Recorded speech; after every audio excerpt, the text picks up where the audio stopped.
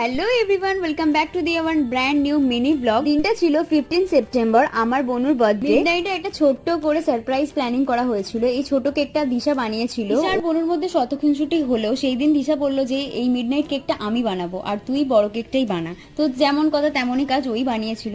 যাই হোক, আমরা একেবারে চলে এলাম লাঞ্চে। একেবারে সবকিছু সুন্দর করে অ্যারেঞ্জমেন্ট করে নিয়েছিল। তা ও খাওয়ার আগে সবাইকে প্রণাম করে তারপরে খেতে বসেছিল। এনিওয়েজ, তারপরে চলে গেলাম একেবারে কেক কাটিং পর্বেতে। তো বেশি কিছু হয়নি, কারণ তার পরের দিনই ছিল রান্না পুজো। আমার বোনের বার্থডেটা এমন টাইমেই পড়ে, এক রান্না পুজো, তার সাথে সাথে ওর এখন চলছিল এক্সাম, তাই আর কি কোনোটাতেই ও আনন্দ করতে পারে না। এনিওয়েজ, আমাদের রান্না পুজোর এখানে অল প্রিপারেশন ডান, আর এদিকে রান্নাও শুরু হয়ে গেছে। রান্নার আইটেম অনেকটাই কম, তো তাই জন্য আমাদের বেশ তাড়াতাড়ি রান্না পুজোর রান্না সব কমপ্লিট হয়ে যায়। বাই দ্য ওয়ে, এটা হলো পরের দিন, মানে বিশ্বকর্মা পুজোর দিন সকালবেলা সব পুজো হয়ে গিয়েছিল, আর তারপরেই হয়ে গেছিল আমাদের গাড়ি পুজো, যেটা অ্যাকচুয়ালি বিশ্বকর্মা পুজো। তোমরা জানিও তোমাদের কেমন কাটলো বিশ্বকর্মা পুজোর সাথে রান্না পুজো। দেখা হচ্ছে নেক্সট মিনি ব্লগে। বাই।